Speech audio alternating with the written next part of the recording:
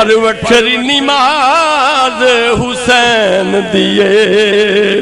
اس وقت پروٹھری نماز حسین دیے جنہ دی رسول جدی بنیا سواری سی رب دی کلام دا حسین ایسا کاری سی نیزے تے قرآن نا مساریا حسین نے دین تو تن من مارے حسین نے سجدی نماز دا انوٹھا انداز جدے اتے اجے نبی پاک نو بھی نازے سجدی نماز دا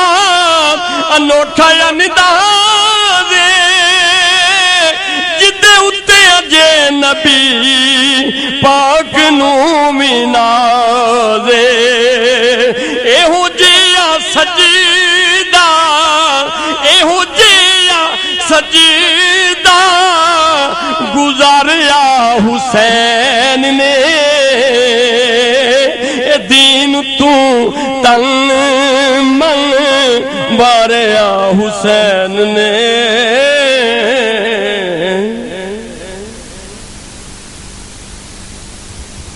اعوذ باللہ من الشیطان الرجیم بسم اللہ الرحمن الرحیم انتہائی عزت اور احترام کے لائق حاضرین محفل، آج کی یہ محفل جو بسلسلہ شہادت حسین حضرت امام عالی مقام آپ کی ذات والا اعتبار کو خراج پیش کرنے کے لیے یہاں انعقاد پذیر کی گئی تھی،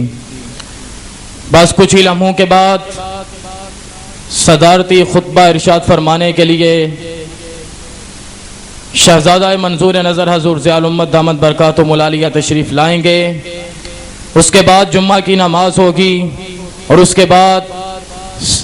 آقا کریم صلی اللہ علیہ وآلہ وسلم کی ذات والا اعتبار آقا کریم کے حضور ہدیہ سلام و محبت پیش کیا جائے گا۔ میرے دوستو، آج یہاں ہم تمام دوست حاضر ہوئے، سب سے پہلے تو ہمیں اللہ کا شکر ادا کرنا چاہیے کہ اللہ تعالیٰ نے جو ہر چیز کا مالک، ہر چیز کا خالق، جان دینے والا بھی وہ ہے، عزت دینے والا بھی ہے، سب کچھ اس کے قبضہ اختیار میں ہے۔ بیادک الخیر انک علی کل شیء قدیر، وہ ہر چیز پر قادر ہے، تمام بادشاہوں کا بادشاہ ہے، تمام سلطانوں کی سلطنت اس کی مرہون منت ہے، اور تمام مسلمانوں کا اسلام اللہ تعالیٰ کا ہم پر بڑا احسان ہے۔ لیکن ہم اللہ کا شکر ادا کرتے ہیں کہ ایک طرف اللہ تعالیٰ نے ہمیں مسلمان بنایا، ہمیں آقا کریم صلی اللہ علیہ وسلم کا کلمہ پڑھنے والا بنایا، اور اس کے ساتھ ساتھ ہمیں مسجد میں آ کر اپنے حضور جھکنے کی توفیق بھی عطا فرمائی۔ آج ہم اس لیے حاضر ہوئے ہیں کہ حضرت امام عالی مقام نے آج سے 1400 سال پہلے کم و بیش 1400 سال پہلے جو سجدہ کیا تھا، ہزاروں تلواروں کے سائے میں آپ نے آقا کریم صلی اللہ علیہ وآلہ وسلم کی ناموس کی خاطر، اسلام کی ناموس کی خاطر، اسلام کی عزت کی خاطر، مسلمانوں کی عزت کی خاطر جو سجدہ کیا تھا۔ میں غلط نہیں کہتا، ذرا توجہ سے سنیے گا۔ آج ہم میں سے ہر ایک کا ایمان، ہم جو کلمہ پڑھ رہے ہیں حضرت امام عالی مقام کے اس سجدے کا ہم پر احسان عظیم ہے، اور آپ کے اسی سجدے کا ثمر ہے کہ ہمیں بھی کلمہ نصیب ہوا ہے۔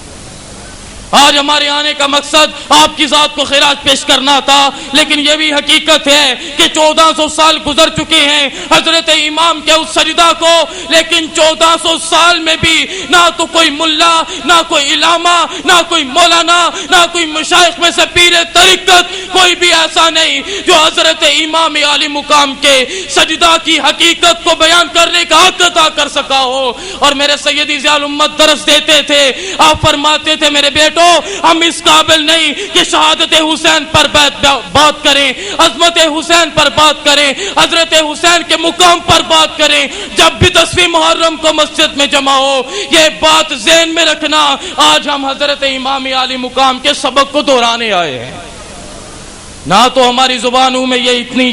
شیریں یا عظمت ہے کہ حضرت امام عالی مقام کی بات کریں، جن کو دن کے وقت بھی رات کے وقت بھی آقا کریم صلی اللہ علیہ وآلہ وسلم کی آغوش تربیت گاہ کی صورت میں نصیب ہو، ایسی ہستی کے بارے میں بات کرنے کے ہم کہاں قابل ہیں؟ ہم پر اللہ کا یہی بڑا احسان ہے کہ حضرت امام عالی مقام کے قدمین شریفین کو چومنے والی، آپ کے قدمین شریفین کا بوسہ لینے والی خاک کربلا معلی کا صدقہ ہم تمام لوگوں کو بھی وہ حمیت عطا فرمائے، ہم تمام لوگوں کو بھی وہ غیرت عطا فرمائے، اور ہم تمام لوگوں کو بھی دین کی خاطر جینے اور مرنے کا جذبہ عطا فرمائے، جو حضرت امام عالی مقام کی اصل پہچان ہے۔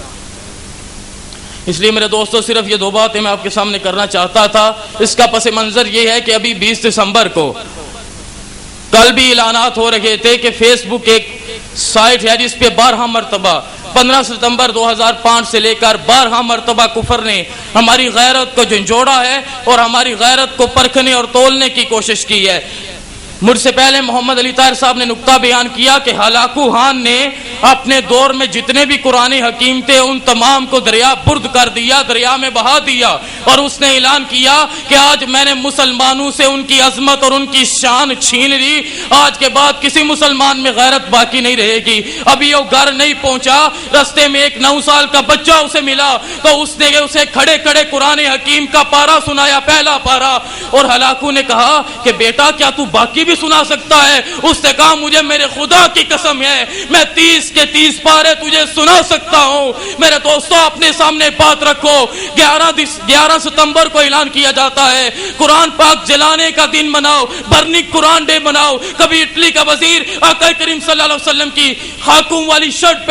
پہن کر عظمت کے پرچے اپنے بلند کرتے دکھائی دیتا ہے، اور پھر بھی ہمیں غیرت نہیں آتی۔ تو کیا ہوتا ہے، کبھی فیس بک پر، کبھی یوٹیوب پر، اور ایک مرتبہ پھر 20 دسمبر کو فیس بک پر آقا صلی اللہ علیہ وسلم کے خاکوں کا کمپٹیشن انہوں نے رکھا ہے، انہوں نے مقابلہ رکھا ہے، اور انہوں نے یہ بات سامنے رکھی ہے کہ مسلمانوں کو بار بار اس مرحلے سے گزارو، مسلمانوں کو بار بار اس اذیت سے گزارو۔ ایک دن وہ آ جائے گا جب یہ مسلمان آقا کریم صلی اللہ علیہ وآلہ وسلم کی شان کی سچی عظمت کو بھول جائیں گے، پھر کوئی بھی بار نہیں نکلے گا۔ لیکن وہ یہ بھول چکے ہیں کہ ضیاء الامت علیہ الرحمہ کے پروردہ، ضیاء الامت علیہ الرحمہ کے بیٹے، ضیاء الامت علیہ الرحمہ کے شہزادے اور آپ کے ساتھ پیار کرنے والے آج بھی یہ نعرہ اپنے سینے پہ سجائے ہوئے ہیں، نہ جب تک کٹ مروں میں آ جائے بتوا کی حرمت پر خدا شاہد کا کامل میرا ایمان ہو نہیں۔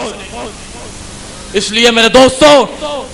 صرف بات کرنا نہیں بلکہ عمل کے ساتھ خدا را اپنی اولادوں کو دین کے راستے پر لگاؤ، اپنی اولادوں کو قرآن پڑھاؤ۔ باپ مر جائے، قبر میں چلا جائے، بڑا عذاب ہو رہا ہو، اس کا بیٹا مسجد میں جا کے اپنے استاد سے صرف بسم اللہ الرحمن الرحیم پڑھے، حدیث میں آتا ہے اس کی ساری زندگی کے گناہ بخش کے اسے جنت کے باغوں میں اس کی قبر کو باغ بنا دیا جاتا ہے۔ تو میرے دوستو، کون سی اور تمہیں نشانیاں چاہیے؟ وہ لوگ ہمارے درمیان موجود تھے جنہوں نے 20 سال تفسیر قرآن پہ کام کیا۔ میرے سیدی ضیاء الامت اس کی سب سے بڑی مثال ہیں، اور مجھے فخر ہے کہ اللہ تعالیٰ نے ایسے انسان کے در پر اور ایسے انسان کی طریقت عطا فرمائی ہے کہ جب تک وہ اس دنیا میں تھے تو دنیا والے ناز کرتے تھے، فخر کرتے تھے، لیکن ہمیشہ اس ناز اور فخر کے باوجود بھی اس عزت اور مرتبے والے انسان کا سر جھکا رہتا تھا۔ ان کی زندگی میں کسی کو جرت نہ تھی کہ ان کی موجودگی میں انہیں ضیاء الامت کہہ کر پکارے، لیکن جیسے ہی وہ انسان اپنی مرکز پر انوار میں گیا، آج گلی گلی، کوچا کوچا، نگر نگر ہر دیوانہ کہتا ہے دین و ملت کی ضیاء، دین و ملت کی ضیاء، دین و ملت کی ضیاء۔ اور یہی وہ عطا ہے کہ دوسرے پارے میں اللہ تعالیٰ نے وعدہ کیا فاذکرونی اذکرکم، اور کبھی 11ویں پارے میں وعدہ کیا ان اللہ اشتری من المؤمنین انفسهم واموالهم بان لهم الجنہ، کہ اللہ تعالیٰ کہتے ہیں میں نے مسلمانوں کے مال اور جان کو جنت کے عوض خرید لیا ہے۔ ارے جنت کے عوض ہمیں ہمارے مال اور جان کو خرید لیا گیا ہو تو پھر کیسے ہم اپنے آپ کو مسجد کی طرف بڑھنے سے روکتے ہیں، اپنی اولاد کو دنیا سکھاتے ہیں، دین سے دور رکھتے ہیں؟ اپنے آپ کو سمجھا لو۔ وہ لوگ جو حضرت سلطان صلاح الدین ایوبی کی طرح کسی دنیا کے کسی کونے میں کسی بھی مسلمان کی حرمت پامال ہوتی، آقا کریم صلی اللہ علیہ وسلم کی نہیں، کسی مسلمان کی حرمت پامال ہوتی، وہ لاکھوں میل کا فاصلہ پیدل طے کر کے جاتا، کافروں کے 6 لاکھ کے لشکر کو شکست دیتا اور مسلمان بہن کے قدموں میں بیٹھ کے اس سے معافی مانگتا۔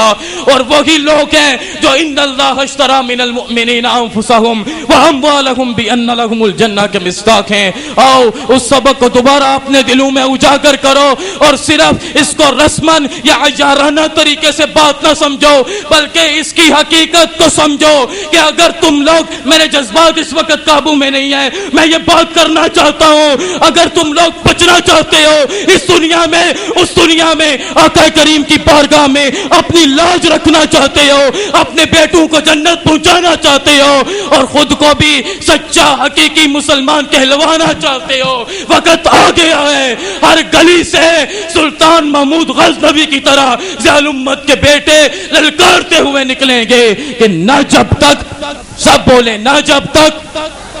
خواجہ بتھا کی حرمت پر خدا شاہد ہے کامل میرا ایمان ہو نہیں سکتا۔ اور دوسری بات یہ کہ جس نے بھی خواجہ بتھا کی حرمت پر خود کو قربان کیا، آپ نے ان لوگوں کو بھی، ان لوگوں کی بھی عزت دیکھ لی نا۔ آج 1400 سال گزر گئے، آپ کہتے نہیں حسینیت حسینیت حسینیت حسینیت؟ ان لوگوں کے دماغ پتہ نہیں کہاں ہیں جو حضرت حسین کو مظلوم کہتے ہیں، بلکہ حضرت امام عالی مقام نے ہمیں ایک سبق، ایک درس ایمان کو زندہ رکھنے کا، اسلام کو زندہ رکھنے کا، خود کو کامیاب کروانے کا دیا۔ شہادت میرے آقا کریم صلی اللہ علیہ وسلم نے اکرمہ بن ابی جہل جب ایمان لائے تو انہیں بلایا اور کہا تم میرے سب سے بڑے دشمن کا